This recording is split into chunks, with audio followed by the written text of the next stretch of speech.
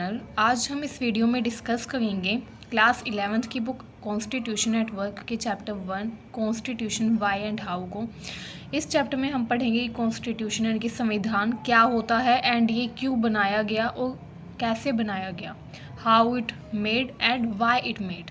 ठीक है, तो आज हम ये पढ़ने वाले हैं। तो स्टूडेंट, सबसे पहले हम पढ़ेंगे कि हमको कॉन्स्टिट्यूशन यानी कि संविधान की ज़रूरत क्यों पड़ती है, हमें इसकी क्या नीड है। आपको पता ही है कि कॉन्स्टिट्यूशन के बिना हमारे इतने बड़े देश को, जिसमें डाइवर्सिटी इतनी ज़्यादा थी, उसको चलाना संभव नहीं हो पाता। जितने अच्छे से हमने आज अपनी कंट्री को चला रखा है, जितने अच्छे से हमारी कंट्री आज डेवलप कर रही है, अगर कॉन्स्टिट्यूशन नहीं होता तो शायद उतने अच्छे से ये सब नहीं हो पाता। तो आज हम ये पढ़ेंगे कि कॉन्स्टिट्यूशन के फंक्शंस क्या क्या होते हैं। पहला फंक्शन जो है कॉन्स्टिट्यूशन का वो है कि ये अलो करता है कोऑर्डिनेशन और एश्योरेंस, यानी कि लोगों के बीच में सहयोग को और उनको आश्वासन देता है, लोगों को सहयोग देता है और आश्वासन। देखिए, आपको पता ही है कि हमारी कंट्री में बहुत ज़्यादा डाइवर्सिटी है। यहाँ पे अलग अलग रिलीजन को मानने वाले लोग रहते हैं, अलग अलग कास्ट के लोग रहते हैं ना, काफ़ी ज़्यादा डाइवर्सिटी है। लोगों की थिंकिंग, लोगों का लिविंग स्टाइल, सब कुछ काफ़ी डाइवर्स है। ठीक है, तो इसके लिए हमको ज़रूरत पड़ती है कि हम इतनी डाइवर्सिटी में भी लोगों के बीच में कोऑर्डिनेशन को बनाए रखें, है ना। कोऑर्डिनेशन यानी कि लोगों के बीच में सहयोग को बनाए रखने के लिए ये ज़रूरी है कि कुछ बेसिक रूल्स एंड रेगुलेशंस होने चाहिए, ताकि उन रूल्स को लोग फॉलो करें एंड एक दूसरे का सहयोग करें। ठीक है, तो रूल्स बनाकर, लॉज बनाकर हम क्या करते हैं, लोगों के बीच में कोऑर्डिनेशन को बनाए रखने का काम करते हैं, ताकि लोगों के बीच में कोई समस्या ना हो। ठीक है, लोगों के विचारों में कोई भी विरोध उत्पन्न ना हो। जैसे कि कोऑर्डिनेशन को बनाए रखने के लिए काफ़ी ज़्यादा रूल्स बनाए गए हैं, जैसे राइट टू इक्वालिटी दिया गया है कि किसी भी इंसान के साथ, किसी व्यक्ति के साथ किसी भी आधार पर कोई भी भेदभाव नहीं किया जाएगा। ठीक है, ये काफ़ी ज़्यादा इम्पोर्टेंट स्टेप था जो लिया गया था डिस्क्रिमिनेशन को रोकने के लिए और लोगों के बीच में कोऑर्डिनेशन बनाए रखने के लिए। क्योंकि अगर कोई ऐसा लॉ बनाया जाता जो कि मेजॉरिटी को तो सारे राइट्स दे, बट जो माइनॉरिटी है उनके राइट्स को एक्सप्लॉइट करे, उनके राइट्स को वॉयलेट करे, तो क्या होता, जो माइनॉरिटीज़ थी वो इसका विरोध करते और हमारी कंट्री में जो लोग हैं उनके बीच में कोऑर्डिनेशन नहीं हो पाता। तो कोऑर्डिनेशन के लिए ही क्या किया गया, कॉन्स्टिट्यूशन में ऐसे राइट्स बनाए गए, ऐसे लॉज बनाए गए, जिससे सभी व्यक्तियों को ये एश्योरेंस मिले कि उन सभी के राइट्स की अवहेलना नहीं की जाएगी। ठीक है, इसके अलावा ये जो लॉज बनाए जाते हैं, इंपॉर्टेंट है कि ये लॉज इन्फोर्सेबल भी होने चाहिए, यानी कि इन्फोर्स होने चाहिए। ऐसा नहीं है कि सिर्फ लिख दिए गए हो और ये असल में लागू ना किए जाए, नो, इनको लागू भी करवाया जाना चाहिए। तो पहला फंक्शन जो है कॉन्स्टिट्यूशन का वो यही है कि ये कोऑर्डिनेशन को अलो करता है कुछ बेसिक रूल्स बनाकर। ठीक है, एंड लोगों को एश्योरेंस देता है कि सभी लोग उन लॉज को फॉलो करेंगे। मतलब कि अगर कोई भी कानून बनेगा तो एक व्यक्ति के लिए नहीं, बल्कि पूरी कम्युनिटी, पूरी सोसाइटी के लिए होगा। ठीक है, नेक्स्ट जो कॉन्स्टिट्यूशन का फंक्शन है वो है, कॉन्स्टिट्यूशन स्पेसिफाई करता है डिसीजन मेकिंग पावर को, कि कौन है जो डिसीजन लेगा, किसके पास डिसीजन लेने का अधिकार होगा, एंड जो भी डिसीजन लेने का जिसके भी पास अधिकार होगा उसको कैसे बनाया जाएगा। हमारी कंट्री में डिसीजन मेकिंग की पावर पार्लियामेंट को दी गई है। ठीक है, एंड पार्लियामेंट को कैसे बनाया जाता है ये भी कॉन्स्टिट्यूशन में सही तरीके से लिखा गया है। ठीक है, तो कॉन्स्टिट्यूशन बताता है कि लॉ मेकिंग अथॉरिटी कौन होगी एंड उस अथॉरिटी कौन प्रदान करेगा। ठीक है, चलिए, नेक्स्ट फंक्शन है कॉन्स्टिट्यूशन का। कॉन्स्टिट्यूशन ये बताता है कि जो गवर्नमेंट है वो कैसे कॉन्स्टिट्यूट होगी, यानी कि कैसे गवर्नमेंट बनेगी, एंड गवर्नमेंट की पावर्स पे लिमिटेशन लगाने का काम भी कॉन्स्टिट्यूशन करता है। अगर गवर्नमेंट बना दी एंड अगर गवर्नमेंट को सारी पावर्स दे दी जाएगी तो गवर्नमेंट उनका मिसयूज़ भी कर सकती है आर्बिट्रेरीली, कोई भी रूल्स बनाकर, है ना, कोई भी लॉ बनाकर जो कि अनजस्ट हो, जो कि डिस्क्रिमिनेशन करने वाला हो, है ना। तो इसलिए काफ़ी ज़्यादा हद तक हमारे जो कॉन्स्टिट्यूशन मेकर्स थे वो इस स्थिति को भाप गए थे कि अगर सारी पावर गवर्नमेंट को दे दी जाएगी तो क्या होगा, लोगों का एक्सप्लॉयटेशन हो सकता है, डिक्टेटरशिप आ सकती है। तो उन्होंने क्या किया, गवर्नमेंट की पावर्स में कुछ लिमिटेशन लगाया। लिमिटेशन के लिए उन्होंने क्या किया, उन्होंने गवर्नमेंट को जो गवर्नमेंट लॉ बना सकती है उसकी कुछ सीमाएँ रखी कि कौन कौन से लॉ गवर्नमेंट बना सकती है। ठीक है, एंड ये किया गवर्नमेंट ने लोगों को फंडामेंटल राइट्स देकर। ठीक है, कॉन्स्टिट्यूशन ने क्या किया है, फंडामेंटल राइट्स दिए हैं सिटीजन्स को। ठीक है, सिटीजन्स को जो फंडामेंटल राइट्स दिए हैं उसको गवर्नमेंट कभी भी वॉयलेट नहीं कर सकती, जैसे right to equality, right to freedom, है ना। तो गवर्नमेंट इनको कभी भी वो इनका उल्लंघन नहीं कर सकती। फंडामेंटल राइट्स की सिक्योरिटी खुद सुप्रीम कोर्ट ही करता है, खुद कॉन्स्टिट्यूशन इनकी रक्षा का काम करता है। तो फंडामेंटल राइट्स जो है सिटीजन के, उनको गवर्नमेंट वॉयलेट नहीं कर सकती, ठीक है, प्रोवाइडेड कि कुछ विशेष स्थितियों के, ठीक है, कुछ विशेष स्थिति होती है जिसमें लोगों के फंडामेंटल राइट्स लिए जा सकते हैं, जैसे कि इमरजेंसी के टाइम पर। बट मेनली गवर्नमेंट लोगों के फंडामेंटल राइट्स का उल्लंघन करने वाले कानून नहीं बना सकती। जैसे कि गवर्नमेंट कोई ऐसा कानून बना दे कि एक स्किन कलर वाले लोग जो हैं वो ही किसी भी मॉल में एंट्री कर सकते हैं, ठीक है, वो ही जो हिस्टोरिकल बिल्डिंग्स है वहाँ पर टूरिज्म के लिए जा सकते हैं। अगर गवर्नमेंट ऐसे रूल बना दे, ठीक है, फॉर एग्जांपल ओनली, ठीक है, तो क्या होगा, ये अनजस्ट होगा, ये राइट टू इक्वालिटी के अगेंस्ट होगा, ठीक है। तो गवर्नमेंट कोई भी लॉ इन फंडामेंटल राइट्स को मद्देनज़र रखते हुए ही बना सकती है, ठीक है। ऐसे कानून गवर्नमेंट नहीं बना सकती जो ऐसे जो फंडामेंटल राइट्स है लोगों के उनका उल्लंघन करें, ठीक है। नेक्स्ट जो फंक्शन है गवर्नमेंट का वो है aspiration and goals of society. Government बताती है कि लोगों की एस्पिरेशन क्या है एंड गोल क्या है सोसाइटी का, ये बताने का काम भी किसका होता है, कॉन्स्टिट्यूशन का होता है, ठीक है। जैसे हमारा भारत जब आज़ाद हुआ था तो उसका गोल था कि कास्ट डिस्क्रिमिनेशन, कास्टिज्म को कम्प्लीटली हटाना है, एबोलिश करना है, ठीक है। तो उसी के मद्देनज़र क्या किया, जो कॉन्स्टिट्यूशन था उसने गवर्नमेंट को इतनी पावर्स दी कि वो ऐसे रूल्स बनाए, ऐसे लॉ बनाए जो कि कास्टिज्म को कम्प्लीटली एबोलिश कर दे, ठीक है। तो क्या होता है, जो कॉन्स्टिट्यूशन होता है इसका काम क्या होता है, ये एस्पिरेशंस और गोल बताता है सोसाइटी के, ठीक है, और उन गोल्स को पूरा करने के लिए गवर्नमेंट को पावर प्रोवाइड करता है, ठीक है, ताकि गवर्नमेंट जो है वो कोई अच्छा मेजर ले पाए उनको फॉलोअप करने के लिए। जैसे साउथ अफ्रीका था, वहाँ का एक गोल था कि रेशियल डिस्क्रिमिनेशन है कि नस्ल के आधार पर जो भेदभाव होता था उसको हटाना था। तो वहाँ की गवर्नमेंट को इसी पर काम करने के लिए कहा गया, इसी पर ध्यान देने के लिए कहा गया, ठीक है। तो कॉन्स्टिट्यूशन जो है वो क्या करता है, उसने कुछ सोसाइटी के एस्पिरेशंस को बताया हुआ है ना, एंड उन्हीं एस्पिरेशंस से रिलेटेड गवर्नमेंट कानून बनाती है उन्हीं एस्पिरेशंस को फुलफ़िल करने के लिए। आगे बात समझ में चलिए। जो गवर्नमेंट है उसको दिशा निर्देश देने के लिए, गाइडेंस देने के लिए DPSPs भी लिखे गए हैं कॉन्स्टिट्यूशन में, ठीक है। DPSP जो कि कॉन्स्टिट्यूशन के 4th पार्ट में है, उसमें साफ साफ लिखा गया है कि हमारी कंट्री में हमारी जो कंट्री है इंडिया, उसकी कुछ एस्पिरेशंस है जिनके लिए गवर्नमेंट ये कुछ स्टेप्स जो है वो ले सकती है, एंड उन स्टेप्स के बारे में DPSPs में लिखा गया है, ठीक है। तो गवर्नमेंट जो है वो उनको भी ज्वाइन कर सकती हैं, DPSPs को भी लागू कर सकती हैं अपनी सोसाइटी के एस्पिरेशंस को फुलफ़िल करने के लिए, ठीक है।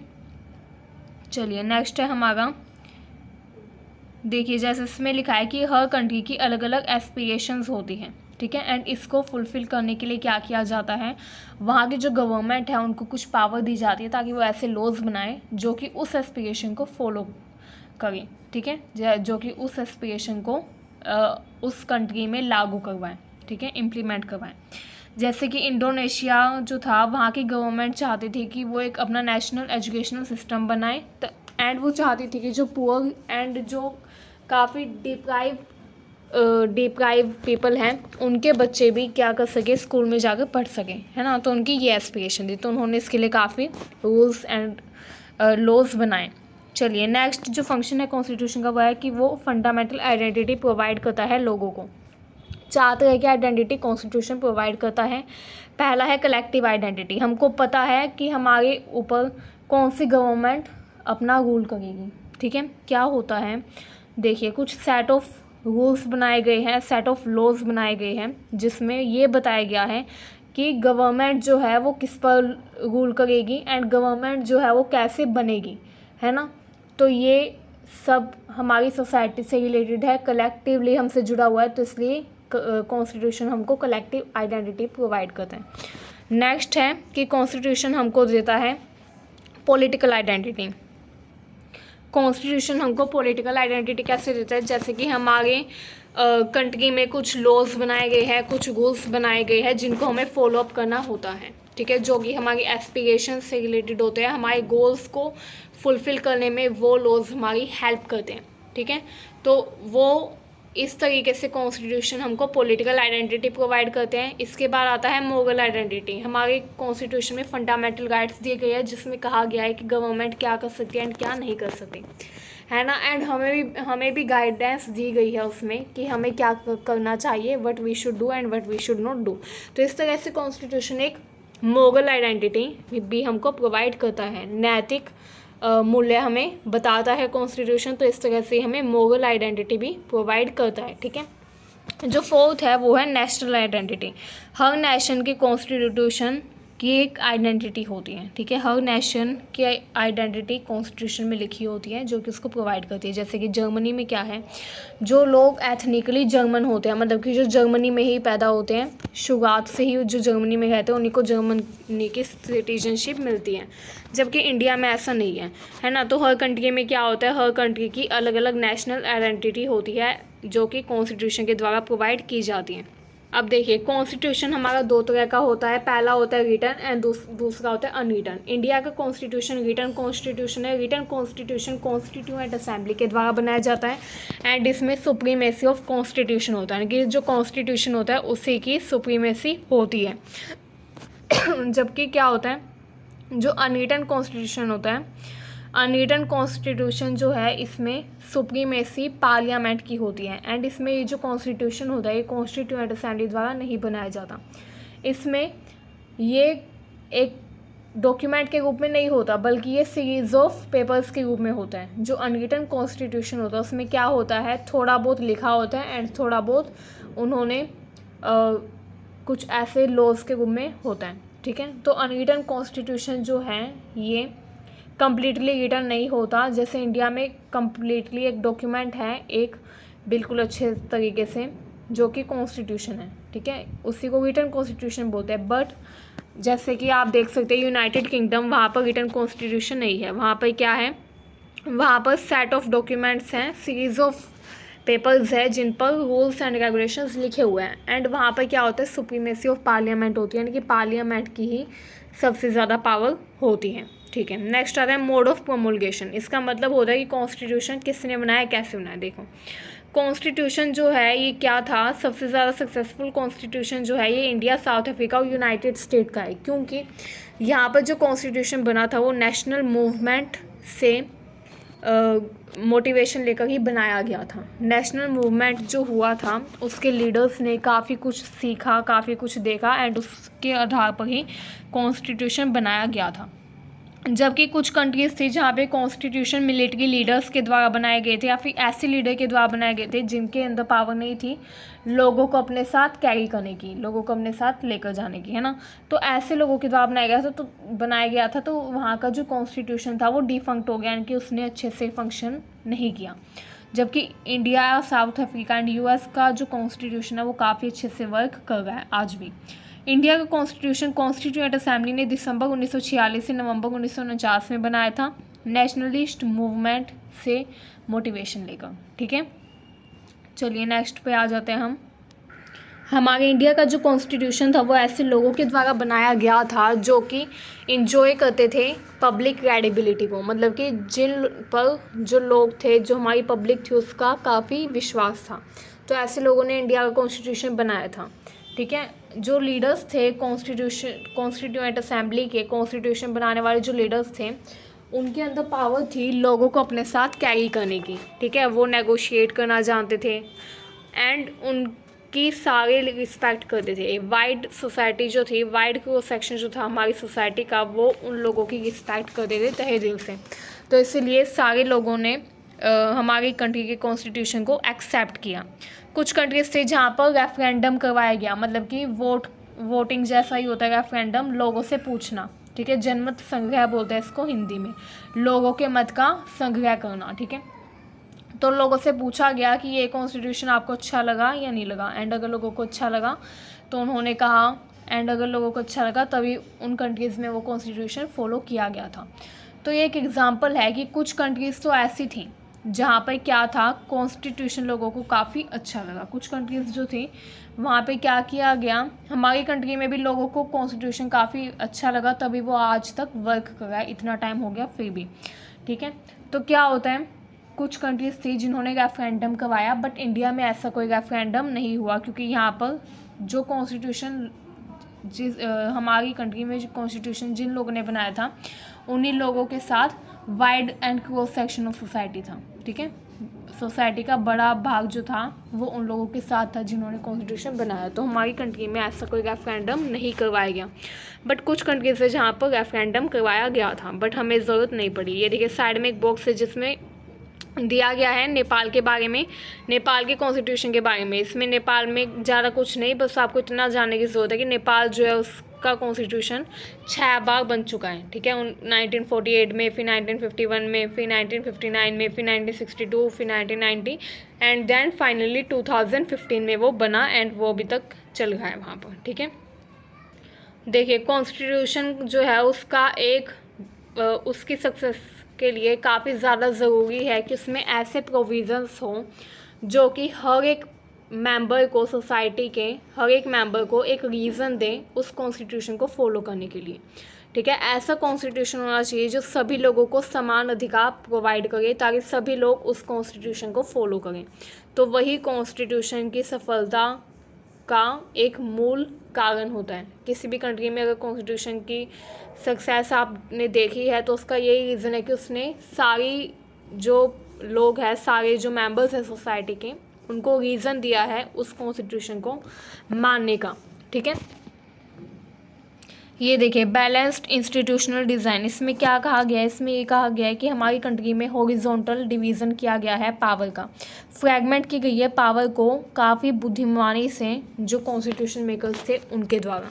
ठीक है, उन्होंने ऐसा क्यों किया, ताकि कोई एक ग्रुप ज़्यादा पावरफुल ना हो जाए, ताकि जो मोनोपोली है पावर की वो ना हो जाए। ठीक है, मतलब कि उन्होंने क्या किया, पावर का डिवीज़न किया एंड चेक एंड बैलेंस का सिस्टम उन्होंने चलाया, जिसमें क्या होता है, एक ऑर्गन जो है गवर्नमेंट का वो दूसरे ऑर्गन को चेक करता है एंड उसी ऑर्गन के द्वारा खुद भी चेक होता है। ठीक है, तो चेक एंड बैलेंस, पहली बात तो पावर सबको समान दी, 3 ऑर्गन्स है गवर्नमेंट के, लेजिस्लेचर, एग्जीक्यूटिव एंड जुडिशरी, तीनों ऑर्गन्स को इक्वल पावर दी and then check and balance का सिस्टम चलाया, ताकि कोई भी ऑर्गन ज़्यादा पावरफुल ना हो जाए, ताकि मोनोपोली ना हो जाए।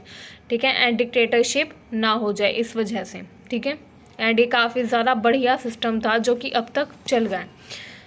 नेक्स्ट आता है हमारा कि हमारी जो कंट्री का कॉन्स्टिट्यूशन था वो ना तो ज़्यादा रिजिड है ना ज़्यादा फ्लेक्सिबल है। रिजिड का मतलब होता है कि कुछ जो बेसिक स्ट्रक्चर है कॉन्स्टिट्यूशन का, जो basic functions and basic laws हैं, उनको चेंज करना ज़्यादा मुश्किल है। स्पेशल मेजॉरिटी चाहिए होती है उनको चेंज करने के लिए, जैसे कि फंडामेंटल राइट, जिनको स्पेशल मेजॉरिटी से भी चेंज नहीं कर सकते।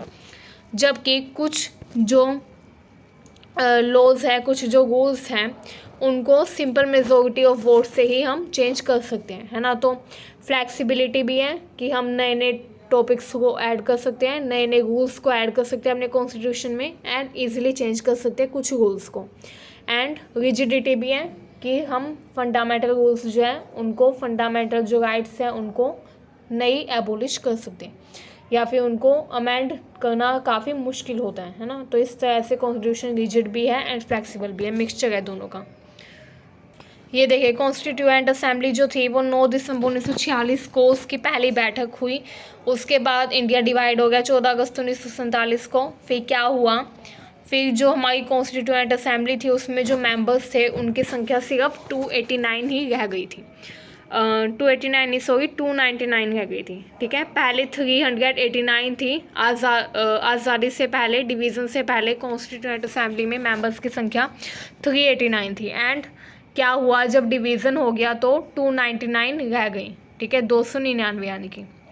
तो इसमें क्या था, जो कैबिनेट, जो ब्रिटिश कैबिनेट थी उसने कैबिनेट मिशन बनाया था एंड उसी के तहत ये कहा गया था कि कॉन्स्टिट्यूएंट असेंबली जो है उसमें जो मेंबर्स हैं वो कैसे चुने जाएंगे। जो कॉन्स्टिट्यूएंट असेंबली के मेंबर्स थे उनको इनडायरेक्टली चुना गया था, किसके द्वारा, प्रोविंशियल लेजिस्लेचर के जो लेजिस्लेटिव्स थे उनके द्वारा। ठीक है, इसमें क्या था, कैबिनेट प्लान के अकॉर्डिंग चुना गया था। एंड वो क्या था, जितने भी प्रोविंसेस एंड प्रिंसली स्टेट थे उनको सीट्स दी गई थी 1:10 लाख की, मतलब कि 10 लाख की जनसंख्या पर एक व्यक्ति ही चुना जाएगा। ठीक है, तो इस हिसाब से क्या किया गया, जो प्रोविंसेस थे जो कि ब्रिटिश रूल के अंडर थे उनसे 292 मेंबर्स आए एंड प्रिंसली स्टेट से 93। ठीक है, 292 मेंबर्स प्रोविंसेस से एंड प्रिंसली स्टेट से 93 मेंबर्स आए। ठीक है, एंड जो सीट्स थी हर एक प्रोविंस में वो डिस्ट्रीब्यूट की गई थी 3 मेन कैटेगरीज के बीच में, मुस्लिम, सिख एंड जनरल। ठीक है, इनके बीच में। एंड उनका इलेक्शन जो था वो सिंगल ट्रांसफरेबल वोट के ज़रिए हुआ था, प्रोपोर्शनल रिप्रेजेंटेशन सिस्टम से। ये आप आगे आने वाले चैप्टर इलेक्शन एंड रिप्रेजेंटेशन में इसके बारे में पढ़ेंगे। ठीक है, ये एक सिस्टम होता है इलेक्शन का, प्रोपोर्शनल रिप्रेजेंटेशन सिस्टम। ठीक है, चलिए तो नेक्स्ट है हमारा the method of selection in case of representative of princely state was to be determined by consultation. ठीक है, कंसल्ट किया गया अच्छे से एंड तभी उनको किया गया था, तभी उनको इलेक्ट किया गया था। ये देखिए, इसमें हम पढ़ेंगे कि कंपोजिशन क्या था कॉन्स्टिट्यूएंट असेंबली का। 3 जून 1947 के प्लान के अकॉर्डिंग क्या हुआ, इंडिया को आज़ाद होना था। 3 जून 1947 का माउंटबेटन प्लान था। उसमें माउंटबेटन जो उस टाइम के वायसराय थे उन्होंने कहा कि 15 अगस्त 1947 को इंडिया आज़ाद हो जाएगा, लेकिन वो डिवाइड भी हो जाएगा। ठीक है, तो ये उन्होंने कहा। तो इस हिसाब से क्या हुआ, पाकिस्तान अलग हो गया इंडिया से। ठीक है, एंड पाकिस्तान के अलग होने के बाद जो कॉन्स्टिट्यूएंट असेंबली थी उसमें जो मेंबर्स थे उनकी संख्या कितनी रह गई, 299 रह गई। ठीक है, पहले 389 यानी कि 389 थी एंड फिर वो 299 रह गई। ठीक है, कॉन्स्टिट्यूशन को ये 26 नवंबर 1949 में कॉन्स्टिट्यूशन को एडॉप्ट कर लिया गया। ठीक है, दिसंबर 1946 में ये बनना स्टार्ट हुआ एंड 26 नवंबर 1949 में बनकर तैयार हो गया एंड उसको एडॉप्ट किया गया। ठीक है, जबकि इम्प्लीमेंट किया गया 26 जनवरी 1950 को। ठीक है, 24 जनवरी 1950 को कॉन्स्टिट्यूएंट असेंबली की लास्ट बैठक हुई जिसमें 284 मेंबर्स शामिल हुए एंड उन्होंने कॉन्स्टिट्यूशन पर साइन किए। अब आप सोच रहे होंगे कि इतने कम मेंबर्स क्यों लास्ट मीटिंग में, क्योंकि कुछ मेंबर्स थे जिनकी डेथ हो गई थी। ठीक है, 2 सालों के बाद, एंड कुछ मेंबर्स ऐसे थे जो कि कॉन्स्टिट्यूशन को लेकर खुश नहीं थे, तो इसलिए उन्होंने लास्ट मीटिंग में पार्टिसिपेट नहीं किया। तो टोटल जो मेंबर्स थे वो थे 284। ठीक है, जिन्होंने कॉन्स्टिट्यूएंट असेंबली में पार्ट लिया, कॉन्स्टिट्यूशन पर साइन किए लास्ट डे पर। ठीक है, इसके अलावा हमारा जो कॉन्स्टिट्यूशन है उसमें 82% जो मेंबर्स थे वो कांग्रेस के थे। ठीक है, यानी कि इसमें कांग्रेस आपको पता ही है खुद ही वो रेनबो लाइक पार्टी थी, जिसमें क्या था सभी लोगों को रिप्रेजेंटेशन दिया गया था। अलग अलग कास्ट के अलग अलग सेक्शन से लोग आए थे कांग्रेस को ज्वाइन करने। तो कांग्रेस काफ़ी वास्ट पार्टी थी जिसमें अलग अलग आइडियोलॉजीज़ के लोग थे, है ना। तो कॉन्स्टिट्यूशन जिन्होंने बनाया था उसमें भी जो मेंबर्स थे वो भी अलग अलग आइडियोलॉजी के थे। इसी वजह से हमारा जो कॉन्स्टिट्यूशन है वो काफ़ी बेस्ट बन पाया। ठीक है, जो स्केड्यूल्ड कास्ट थे यानी कि SC उनकी संख्या 28 थी एंड बाकी कुछ संख्या में STs थे कॉन्स्टिट्यूशन में। ठीक है, चलिए तो अब आगे आ जाते हैं हम। जब भी हमारा कॉन्स्टिट्यूशन बनाने के लिए जब भी बैठक होती थी तो क्या होता था, उस बैठक में पार्ट लेने के लिए लोग जो थे, जो मेंबर्स थे वो क्या थे, अलग अलग बिल को लाते थे, अलग अलग अपने विचार प्रस्तुत करते थे। ठीक है, तो जो भी विचार प्रस्तुत किया जा रहा था कॉन्स्टिट्यूशन में ऐड ऑन करने के लिए उस पर काफ़ी ज़्यादा डिबेट होती थी। ठीक है, काफ़ी ज़्यादा डिबेट के बाद ही एंड जो लोग थे उनका भी थोड़ा उनसे भी फीडबैक लिया जाता था कि ये कानून बनाया जाना चाहिए या नहीं कॉन्स्टिट्यूएंट असेंबली के द्वारा।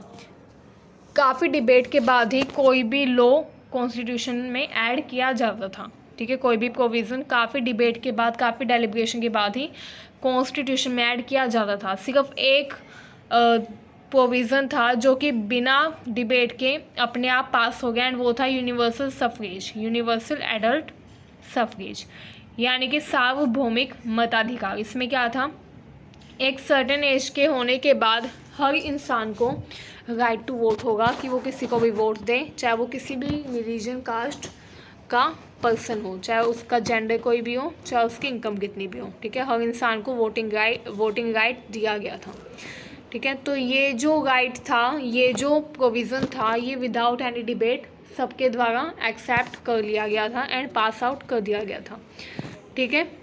इसके अलावा जो भी कॉन्स्टिट्यूएंट असेंबली में जो भी बहस होती थी उसको पब्लिश भी किया जा रहा था न्यूज़पेपर में एंड लोगों के विचारों को भी लिया जा रहा था। लोग भी अपना फीडबैक देते थे कि ये सही है या नहीं।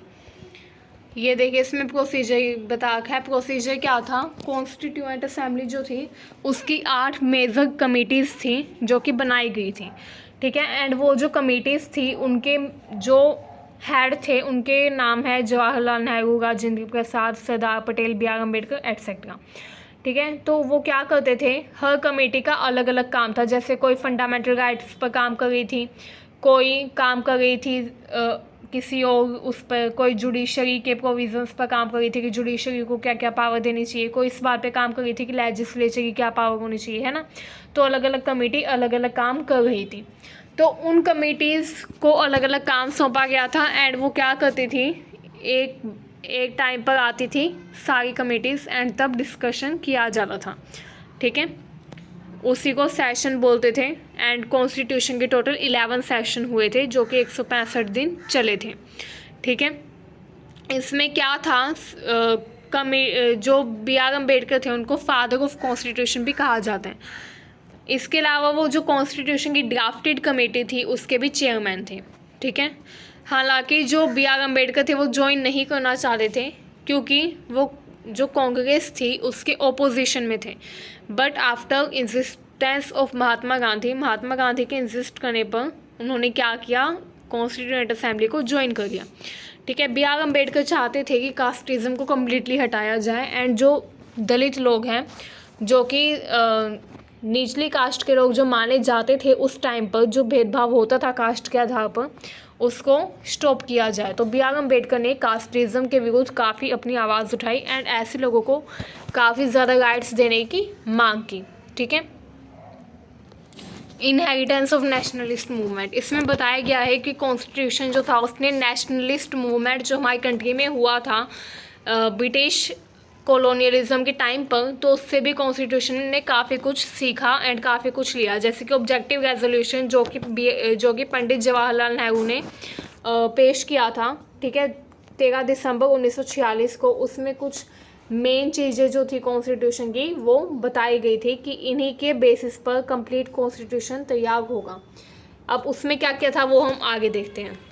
देखिए जो ऑब्जेक्टिव रेजोल्यूशन था उसमें कहा था कि इंडिया इंडिपेंडेंट है, सोवरेन है, रिपब्लिक है। सोवरेन यानी कि वो बिना किसी बाहरी प्रतिबंध के अपने सारे फैसले खुद लेगा, विदाउट एनी एक्सटर्नल फोर्स, ठीक है, बिना किसी बाहरी दबाव के, विदेशी कंट्रीज़ के दबाव के बिना, ठीक है। इसके अलावा इंडिया जो था उसको और भी बहुत कुछ बताया गया, जैसे कि इंडिया जो है उसमें माइनॉरिटीज़ को राइट्स दिए जाएंगे, माइनॉरिटी के साथ भेदभाव नहीं किया जाएगा, अपॉर्चुनिटी सबको इक्वल दी जाएगी, है ना। तो ये सब क्या था, ऑब्जेक्टिव रेजोल्यूशन में लिखा हुआ था जो कि पंडित जवाहरलाल नेहरू ने पेश किया था। इसको हिंदी में बोलते हैं उद्देश्य प्रस्ताव, जिसमें कॉन्स्टिट्यूशन का उद्देश्य बताया गया था। नेक्स्ट देखते हैं इंस्टीट्यूशनल अरेंजमेंट।